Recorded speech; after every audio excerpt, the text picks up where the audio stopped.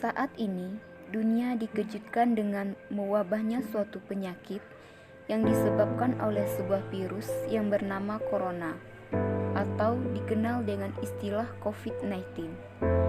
Virus ini berasal dari kota Wuhan, Provinsi Hubei, Tiongkok.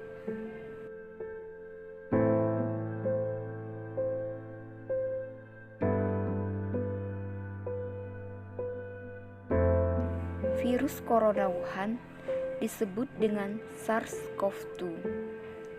Nama penyakit yang disebabkan oleh virus ini adalah COVID-19. Penyebaran virus ini tergolong cepat. Virus corona atau SARS-CoV-2 menyebar dari satu orang ke orang lainnya lewat kontak radius 1,8 meter. Orang yang terjangkit COVID-19 menyebarkan partikel virus lewat droplets kalau mereka batuk atau bersin, yang kemudian masuk ke dalam tubuh orang lain. Seseorang juga bisa tertular COVID-19 lewat permukaan sebuah benda yang terpapar virus corona. Namun, menurut CDC, ini bukanlah cara utama penyebaran virus corona, karena virus bisa mati jika terkena suhu tinggi di atas 30 derajat Celcius. Beda dengan penyakit lain, cacar misalnya. Virus cacar bisa bertahan di udara selama berjam-jam setelah pasien batuk atau bersin. Para peneliti percaya sifat virus corona tidak sama dengan cacar. Itulah kenapa masker lebih dibutuhkan untuk mereka yang sakit agar virus corona tidak sampai menyebar. Sebelum COVID-19, dunia telah mengenal penyakit lain. Virus corona menyebabkan SARS dan MERS. Secara umum, orang yang terkena COVID-19, SARS dan MERS bergejala sama, yakni demam tinggi, flu, batuk, dan gangguan pernapasan. Virus ini mempunyai selubung protein, RNA, dan duri-duri protein.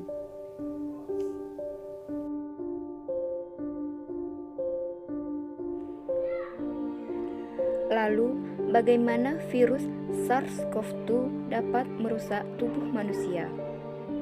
Saat virus menyebar melalui tetesan air liur, seperti batuk atau bersin, virus akan masuk ke jalur pernapasan bagian belakang tenggorokan.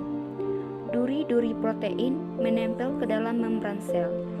Virus kemudian mereplika diri sangat cepat dan membajak RNA sel untuk menduplikasi RNA-nya sendiri, sehingga sel tidak lagi berkembang untuk kesehatan tubuh, melainkan untuk memperbanyak virusnya.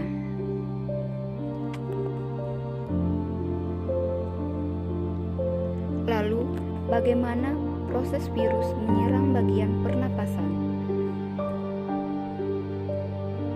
Saat virus berkembang dan menginfeksi saluran pernapasan atas, virus menyebabkan nyeri tenggorokan dan batuk kering. Di waktu bersamaan, interferon memicu aliran protein untuk melawan virus dan meredakan penyebarannya. Namun, sel tidak selalu tepat sasaran. Jika sistem imun tidak dapat menghentikan virus bereplikasi, interferon justru berisiko merusak sel secara keseluruhan. Ketika virus dapat melawan sistem imunitas di sistem pernapasan atas, proses ini akan merusak jaringan paru-paru dan membuat jaringan membengkak. Akibatnya, paru-paru kesulitan memasok oksigen. Karbon dioksida di tubuh juga sulit dikeluarkan. Pembengkakan pada jaringan paru-paru dan kurangnya oksigen di dalam darah membuat jaringan terisi cairan nanah dan sel mati. Pada fase ini, pasien akan mengidap radang paru-paru. Pasien pun mengalami kesulitan bernapas. Akhirnya, pasien membutuhkan alat bantu pernapasan. Alat yang menjadi penentu bernafas agar tetap hidup.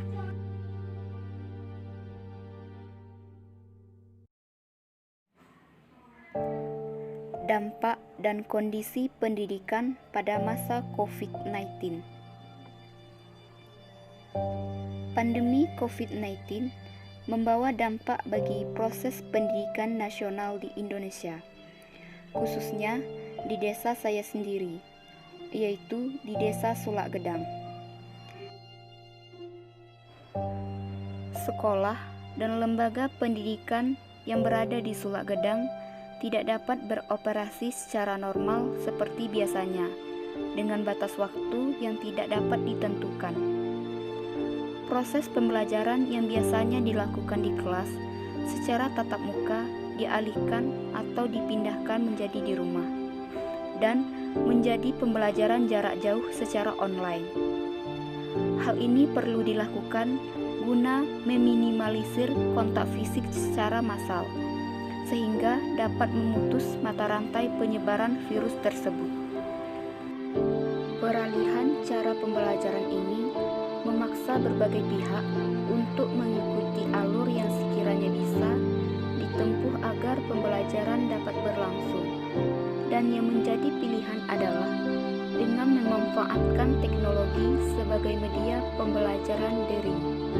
Sejumlah pelajar dan mahasiswa dari berbagai tingkat pendidikannya merasa kesulitan dalam mengerjakan tugas secara online. Permasalahan utamanya adalah jaringan yang buruk yang mempengaruhi proses transmisi suara, sehingga informasi yang didapatkan sangat terbatas, lambat dan mengalami gangguan. Terlebih lagi bagi peserta didik yang tinggalnya di daerah pedalaman. Akibatnya, ia terlambat dalam mengumpulkan tugas. Cara pembelajaran seperti ini memaksa semua pihak untuk mengikuti alur yang telah ditetapkan. Intinya, belajar tetap harus terlaksana. Beberapa hal mendasar dari proses belajar online ini adalah masalah penguasaan teknologi yang masih rendah, jaringan internet yang kurang memadai, dan biaya untuk mengisi data atau paket internet. Metode pembelajaran seperti ini sebenarnya tidak asing lagi dan bukan hal baru, sebab di negara maju sudah terbiasa. Di balik semua kesulitan itu, terdapat juga beberapa manfaat positif, salah satunya adalah baik pendidik dan peserta didik. Mereka sudah mampu menguasai teknologi pembelajaran online.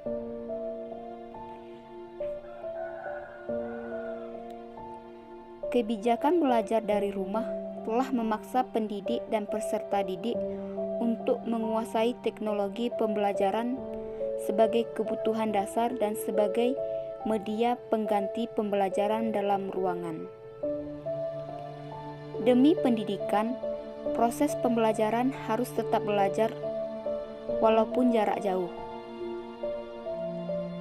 Dampak lain yang bersifat umum dari hadirnya pandemik ini adalah antara lain kita bisa berkumpul dan bisa lebih banyak menghabiskan waktu bersama keluarga, menjaga kesehatan dan kebersihan, tidak banyak menghabiskan waktu di tempat keramaian.